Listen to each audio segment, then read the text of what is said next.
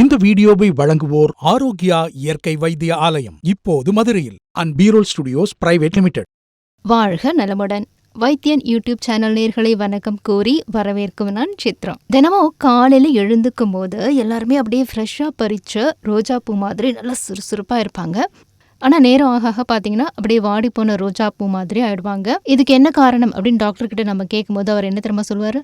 நீங்க அனீமிக்கா இருக்கீங்க, உங்களுக்கு ரத்த சோகை அப்படின்னு சொல்லிடுவாரு. அதனால நீங்க கண்ணீர் விட்டு அழ வேண்டிய அவசியமே இல்லை. ஏன்னா பொதுவாகவே பெண்களுக்கு இந்த பிரச்சனை அதிகமாகவே இருக்கும். இப்போ நம்ம சொல்ல போற குறிப்புகளை கரெக்டாக ஃபாலோ பண்ணாலே போதும். ஸோ என்ன அப்படின்னு பார்த்தீங்கன்னா, நீங்க டீ அதிகமாக குடிக்கிறவங்களா இருந்தால் நிச்சயமா இதை குறைச்சிக்கணும்.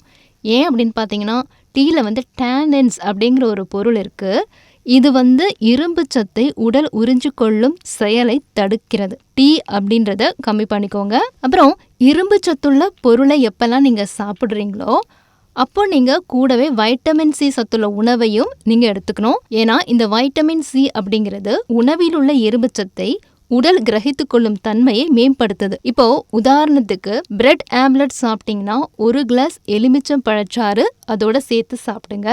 சிக்கன் சாண்ட்விச் சாப்பிட்டீங்க அப்படின்னா 1 கிளாஸ் ஆரஞ்சு சாறையும் சாப்பிடுங்க. இதனால அந்த உணவுல இருக்கிற இரும்பு சத்து நம்ம உடலுக்கு கிடைச்சிரும். அதுக்கப்புறமா அசைவம் சாப்பிட்றவங்களுக்கான ஒரு குட் நியூஸ் என்னன்னு பார்த்தீங்கன்னா, பொதுவாக தாவரங்கள்ல இருந்து கிடைக்கிற உணவுகளை விட அசைவ உணவுகள்ல இருந்து கிடைக்கிற இரும்பு சத்து உடலால நன்கு கிரகிக்கப்படுதாம். அதுலயும் ஆட்டிறைச்சி, மீன், கோழி இறைச்சி, வான்கோழி இறைச்சி, முட்டை மற்றும் கடல் உணவுகள்ல அபரிமிதமான இரும்பு சத்து இருக்கு. அதனால சைவம் சாப்பிட்றவங்கலாம் வருத்தப்பட தேவையில்லை.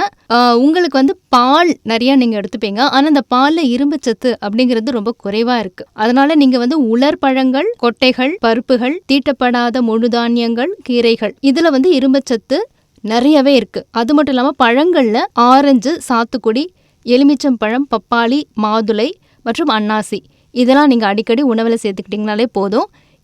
ஸோ உங்கள் உடலுக்கும் இரும்பு சத்து நிறையாவே கிடைக்கும். மொத்தத்தில் சைவம் சாப்பிட்றீங்களோ இல்லை அசைவம் சாப்பிட்றீங்களோ இரும்பு சத்து உடலுக்கு நிறைய கிடைக்கிற மாதிரி அதுக்கான உணவுகள்லாம் நம்ம சொல்லியாச்சு. அதை தேடி பிடிச்சு சாப்பிட்டு காலையிலேருந்து இரவு வரைக்கும் நல்ல சுறுசுறுப்பாக இருந்து சுறுசுறுப்புக்கு உங்கள் பேரை தான் சொல்லணும் அப்படின்ற அளவுக்கு நீங்கள் ஆரோக்கியமாக ஆனந்தமாக இருங்க அப்படின்னு சொல்லி வாழ்த்துக்கள் சொல்லி விடைபெறும் நான் சித்ரா.